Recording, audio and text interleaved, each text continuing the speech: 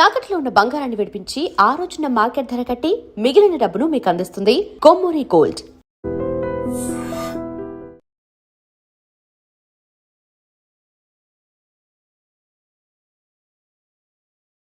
రవి నమస్తే. నమస్తే. ఎప్పుడో 24 సంవత్సరాల క్రితం తెలంగాణ రాష్ట్రాన్ని విడిచి వెళ్ళిన మీరు మళ్ళీ ఇటీవల వచ్చారు.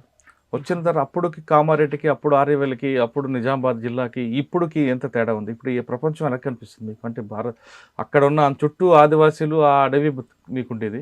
ఇప్పుడు ఒకప్పుడు గ్రామానికి, ఇప్పుడున్న అభివృద్ధికి ఇవన్నీ చూసిన తర్వాత ఏమనిపిస్తుంది? అంటే అప్పటికిప్పుడు చూసుకున్నట్టయితే డెవలప్ అయితే జరిగింది, కనబడుతున్నటువంటిది రోడ్ కమ్యూనికేషన్ కానీ ఇక వివిధ రకాల చూసినట్టయితే డెవలపింగ్ అయితే కనబడుతుంది.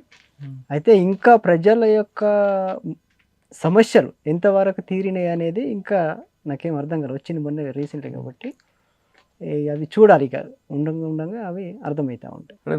నిత్యం పోలీసులు చుట్టుపక్కల ఉంటారు అడవిలో ఉన్నప్పుడు, ఏ వైపు నుంచి ఎవరు వస్తారో తెలీదు. ఓకే, అది చుట్టూ ఆదివాసీలే మీకు ప్రపంచం, ఆ పచ్చని చెట్లు అదే మీకు అంత ఆనందంగా ఉండేది. అవన్నీ విడిచిపెట్టి ఇప్పుడు ఇందులోకి రావడంతో ఈ కొత్త ప్రపంచం ఎలా కనిపిస్తుంది? ఇప్పుడు ఆహారపు అలవాట్లు కూడా మారుతుంటాయి. ఇవన్నీ అర్థం చేసుకోవడానికి మీ ఆరోగ్య సమస్యలకి దీనికి మ్యాచ్ అవుతుందా ఇప్పుడు ఇక్కడ?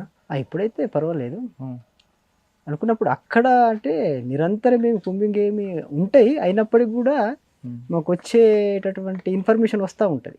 ఎనిమిది ఎక్కడ దాకా వచ్చింది, ఏంటి ఎనిమిది కథలకి ఏంటి అనేటువంటిది ఎప్పటికప్పుడు మాకు ఉంటాయి. ఉండే అనేది కాదు. కానీ అక్కడ సమయానికి భోజనం ఉండదు. ఆదివాసులు పెట్టిందే మీకు భోజనం రోజుకి 2 సార్లు. ఒకసారి ఉదయం టీవీ ఉంటుంది, మధ్యాహ్నం భోజనం ఉంటుంది.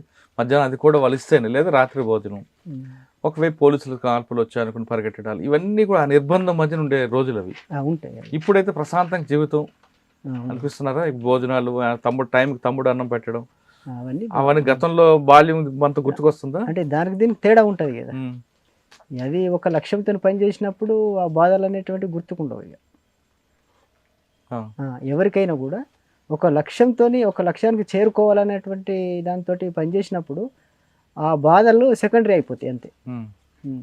సరైన టైంలో అన్నం దొరకకపోవడం, అన్నట్టు వివిధ రకాల సౌకర్యాలు అనేటివి లేకున్నప్పటికీ కూడా అవంతా మామూలుగానే ఉంటాయి అన్నట్టు.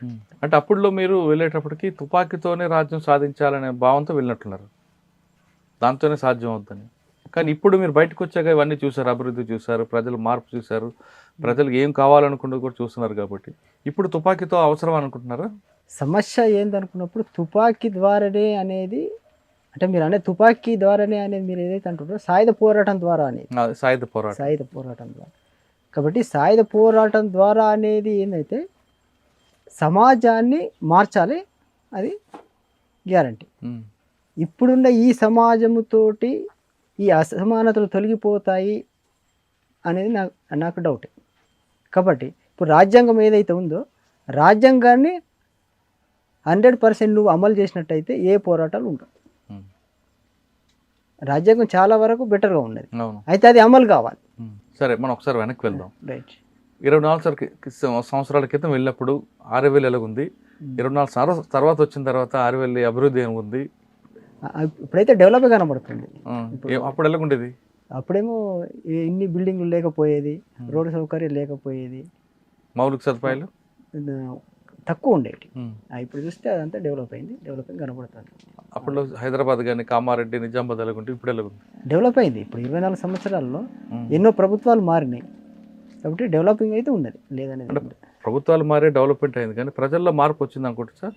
ప్రజల్లో మార్పు అంటే ఒక రకంగా చెప్పాలంటే గ్రామాల్లో ఇప్పుడు చూస్తున్నట్టయితే పార్టీలుగా, వర్గాలుగా విడగొట్టబడ్డారు ప్రజలు. ఇప్పుడు ముందు ఈ గ్రామాల్లో కేవలం పీపుల్స్ వార్ పార్టీ మాత్రమే ఉండేది. అప్పుడు మానవత్వం అనేది కనిపించేది స్పష్టంగా చెప్పాలంటే. అయితే ఇప్పుడు వర్గాలుగా విడిపోయి బీఆర్ఎస్ పార్టీకి కొద్దిమంది, బీజేపీ పార్టీకి కొద్దిమంది, కాంగ్రెస్ పార్టీకి కొద్దిమంది, ఇండివిజువల్గా కొద్దిమంది. కాబట్టి ఐక్యత అనేది లేదు, ఒక నిర్ణయానికి రావడంలో సమస్యలు ఉన్నాయి. అప్పుడు ఒకటే ఉండేది. అప్పుడు ప్రజల ఐక్యత ఉండేది అంటారు. అంటే ఇక ఇటు అటు పోయేటోళ్ళు కాదు కదా, కాబట్టి ఈ రాజకీయాలు అనేటువంటి తక్కువ ఉండేవి. ఇప్పుడు చూస్తున్నట్టయితే 3 వర్గాలుగా కనబడతారు, 3 పార్టీలు కనబడతారు ప్రజలు చూసినట్టయితే. వీళ్ళకి వాళ్ళకు పడది, వాళ్ళకి వీళ్ళకు పడది, స్పష్టంగా కనబడుతున్నటువంటి.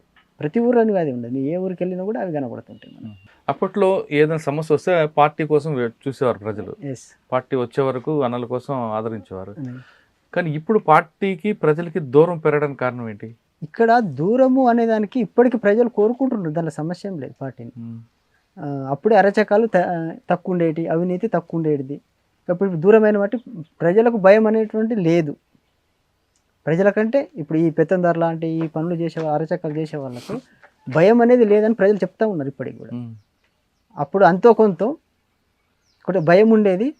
ఈ కుట్రలు కుతంత్రాలు అయితే ఏవైతున్నాయో అవి చాలా తక్కువ ఉండేవి, ఇప్పుడు పెరిగిపోయినాయి అంటున్నారు.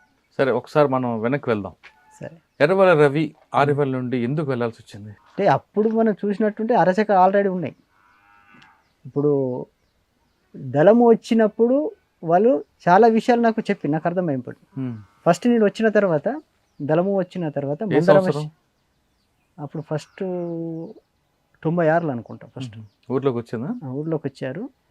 మంద రమేష్ అని ఇక్కడ దళ కమాండర్ ఉండేవాడు, ఆయన కూడా చనిపోయాడు. కాబట్టి ఆయన కొద్దిమంది బాలలతో ఒక బాల సంఘం పెట్టాడు. కాబట్టి ఆయన ఊరు కోసం పనులు చేయాలని చెప్పి, ఏం పనులు, ఒక 2 పనులు మేము మంచి పనులు చేసినాం. మేము ఒక 15 మంది మా దోస్తంతా కలిసి ఒక బాల సంఘం అని పెట్టారు. దాంట్లో మొదట మా ఊరిలో కొట్టాలని, ఈ ఎడ్ల కొట్టాలని కాలిపోతూ ఉండేది ప్రతి సంవత్సరం, చాలా కొట్టాలు కాలిపోతూ ఉండేది. కాబట్టి దీనికి కారణం ఏంటిది అనుకున్నప్పుడు బీడీలు తాగుతారు, బీడీలు పడేయడం, లేదా అగ్గిపెట్టెలు. ఈ అగ్గిపెట్టెలు కూడా బీడి ముట్టించుకొని పాడేసేవాళ్ళు. దీని కారణం ఏంటిది అనుకున్నప్పుడు అగ్గిపెట్టెలు కూడా ఒక కారణం. అయితే కొద్దిమంది కావాలని నిప్పు పెట్టేవాళ్ళు కూడా ఉండేవాళ్ళు. అయితే ఇది కూడా మెయిన్ కారణం. వాళ్ళు బీడీలు తాగి తర్వాత ఈ అగ్గిపెట్టె ముట్టించుకొని బీడి ముట్టించుకొని పడేస్తే అక్కడ చెత్త చెదరం ఏదైనా ఉంటే అది అంటుకొని గుడిసెలు కూడా అంటుకునేవి. కాబట్టి అప్పుడు కారణం ఏంది, అప్పుడు ఈ అగ్గిపెట్టెలు ప్లాస్టిక్ అగ్గిపెట్టెలు కూడా ఉండేవి, ఇవి ఉండేవి. కాబట్టి ప్లాస్టిక్ అగ్గిపెట్టెలు తెచ్చేవాళ్ళు దుకాణదారులు. కాబట్టి ప్లాస్టిక్ అగ్గిపెట్టెలు బంద్ పెట్టాలి, ఈ కట్టెపుల్లలు ఉండేవి అవి మాత్రమే తేవాలి. అవి పోయి మేము దుకాణాలలో చెప్పినాం. కాబట్టి అది ఆ మేరకు తగ్గించగలిగాం.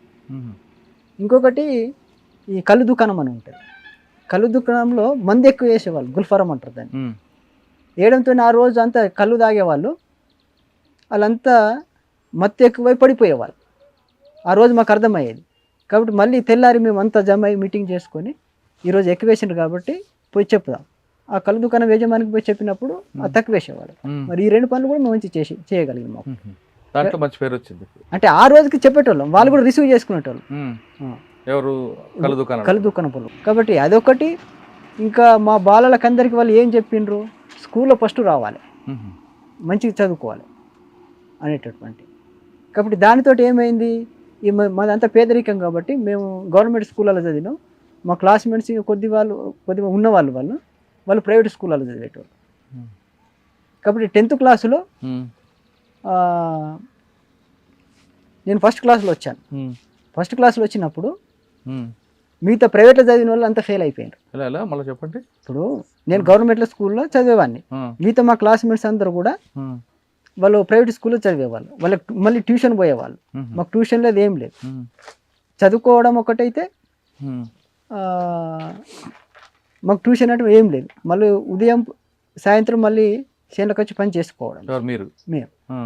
కాబట్టి మరి ఎట్లా ఫస్ట్ రావాలి, మరి ఫస్ట్ మార్కులు ఎట్లా వస్తే, వాళ్ళకి ట్యూషన్ ఉంది, ప్రైవేట్కు గవర్నమెంట్కు తేడా ఉంటుంది.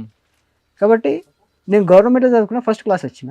ఎలా? గవర్నమెంట్ స్కూల్లో చదువుకొని ట్యూషన్ లేదు, ఏమి లేదు, మళ్ళీ ఉదయం సాయంత్రం వచ్చి చేనులో పని చేసుకోవడం. బట్ వాళ్ళ పిల్లలు ఏంటి, ఉన్నోళ్ళ పిల్లలు వాళ్ళకు ట్యూషన్ ఉంటుంది, ప్రైవేట్ స్కూలు, పని కూడా తక్కువనే వాళ్ళకు, చేను పనులు చేసుకోవడం తక్కువని. కానీ వాళ్ళు ఫెయిల్ అయిపోయారు చాలామంది. కొద్దిమంది పాస్ అయిన కానీ చాలామంది ఫెయిల్ అయిపోయారు. కాబట్టి ఇది ఎందుకు అంటే ఎలా చదువుకోవడం అనేది కూడా వాళ్ళు చెప్పారు. చదివే విధానం ఎట్లా ఉండాలి, మీరు ఎట్లా పాస్ కాగలుగుతారు, అట్లా ఫస్ట్ క్లాస్లో రావడం అంటే అది కూడా మనకు నచ్చింది అన్నట్టు. అంటే ఈ కార్యక్రమాలతో పార్టీ వైపు మీరు వెళ్ళడానికి ప్రయత్నం చేశారు? రావడం, రెగ్యులర్గా కలవడం, ఇవన్నీ చేసి. ఎప్పుడు వెళ్ళారు మీరు? ఏ వయసులో? 16, 17. అంటే మీకు ఎవరు బాధ్యత అప్పుడు? ఇక్కడ మంద రమేష్ అని కమాండర్ ఉండే, కామారెడ్డి దళ కమాండర్గా ఉండే. అంటే వెళ్తూనే లోపలికి వెళ్ళిపోయారా, లేదా కొంతకాలం బయట పనిచేసి తర్వాత లోపలికి వెళ్ళారా? ఊళ్ళో ఉన్నప్పుడేమో వాళ్ళు వచ్చినప్పుడు పిలిపించుకునేది, పోయేది, కలిసేది, ఏవో ఇటువంటి విషయాలు తెలుసుకొని మళ్ళీ పంపించేది. అంటే వెళ్ళి లోపలికి ఎంతకాలం చేశారు? ఎక్కడెక్కడ పని చేశారు? నేను ఇక్కడ నుంచి పోయిన తర్వాత తెలంగాణ ఇక్కడ నుంచి పోయి కొద్ది కాలం కామారెడ్డి దళంలో ఉన్నాను, ఒక 6 నెలల వరకు. తర్వాత పశ్చిమ కరీంనగర్లో కొడిమ్యాల ప్రాంతంలో మరో 6 నెలలు, సంవత్సరం పాటు అక్కడ ఉన్నాను. తర్వాత తెలంగాణ స్టేట్, అప్పుడు north Telangana special zonal committee అనేవాళ్ళు, ఆ ప్రెస్ టీంలో దాంట్లో పనిచేశాను. ఎంతకాలం? దాంట్లో 10 వరకు అక్కడ పనిచేశాను. అన్న మీరు లోపలికి వెళ్ళిన తర్వాత మావోయిజం, లెనినిజం వీటి గురించి చెప్పేవారు క్లాసులు? క్లాసులు ఉంటాయి కదండి. లేదు ఇక్కడ నేర్చుకుని వెళ్ళారా, అక్కడికి వెళ్ళాక నేర్చుకున్నారా? అక్కడ పోయిన తర్వాత అంటే ముందు నేర్పడము, క్లాసులు ఉండడం, మళ్ళీ తర్వాత జాయిన్ చేసుకోవడం ఉండదు. యుద్ధం చేస్తూనే యుద్ధం నేర్చుకోవడం. ఏదైనా మీరు నువ్వు పని చేస్తూనే నువ్వు సిద్ధాంతాలు నేర్చుకోవాల్సిందే, రాజకీయాలు నేర్చుకోవాల్సిందే. మీరు ఎంత ఎక్కువ కాలం ప్రెస్లో పనిచేస్తారు? ఎక్కువ కాలం ప్రెస్లో పనిచేస్తాను. అంటే స్క్వాడ్లో దీంట్లో లేరు? స్క్వాడ్లో లేదు. ప్రెస్లో మీ డ్యూటీ ఎలాగుండేదండి? డ్యూటీ అనుకున్నప్పుడు ఇప్పుడు ఇక్కడ ప్రజా విముక్తి నడిచేది. ప్రజా విముక్తి దానికి సంబంధించినట్టు వ్యాసాలు, రిపోర్టు, ప్రజా పోరాటాల రిపోర్ట్స్ కానీ, తర్వాత వ్యాసాలు కానీ అవి అంతా టైప్ చేసుకోవడం మీరు. తర్వాత డిటిపి చేసుకోవడం, వేరే కరపత్రాలు, తర్వాత కొన్ని బుక్లెట్స్, అమరవీరుల జీవిత చరిత్రలు అంటారు, అవి టైప్ చేయడం బుక్స్గా, ఆ పనులు చేసేవాడు. అంటే దానికి మరి అజ్ఞాతం అవసరం లేదు, ఒక మైదానంలో ఉండి చేసుకోవచ్చు కదా. నీకు ఇప్పుడు పార్టీని బ్యాన్ చేసిన తర్వాత కష్టం కదా. కొద్ది కాలం అట్లా చేసిండ్రట, నేను పోకముందు బయటనే చేసిండ్రట. ఇవాళ అరెస్ట్ కావడం, ఇవి చేయడంతో వాటిని కూడా లోపలికి తీసుకెళ్ళండి. ఇప్పుడంటే యూట్యూబ్లో మీడియా వచ్చింది, అప్పట్లో మీకు రేడియో తప్ప వేరే సమాచారం లేదు. వేరే లేదు. ఆ సమయంలో మీకు వార్తలు కావాలంటే, మీకు సమాచారం కావాలంటే ఏ విధంగా వచ్చేది? పేపర్ వచ్చేది. 15 రోజులకు ఒకసారి పేపర్, వారం రోజులకు ఒకసారి పేపర్ వచ్చేది. దాంట్లో చదువుకుంటే, అందుకోసం ఏదైనా ఖండించాలన్నా కూడా ఒక వారం తర్వాతనో 15 రోజుల తర్వాతనో, అవసరం ఒక నెల రోజుల తర్వాత కూడా ఖండించినవి ఉన్నాయి. అదంతా చల్లారిన తర్వాత ఇప్పుడు వచ్చి స్టేట్మెంట్ వచ్చిన అన్నయ్య కూడా ఉన్నాయి. ఎందుకంటే కమ్యూనికేషన్ తక్కువ ఉంటుంది, ఉండేది అప్పుడు. ఇప్పుడైతే వెంటనే ఇప్పుడు పొద్దున చూసినామంటే సాయంత్రం రిలీజ్ చేస్తారు. అంటే అప్పట్లో ఎలా ఉండేదండి పరిస్థితి? 15 రోజులకు ఒకసారి కంటెంట్ వస్తుందా? పేపర్ 15 రోజులకు ఒకసారి వచ్చేదా? వచ్చేదండి. దాని వార్తలు చూసుకొని మీరు రాసేవారు అంతే.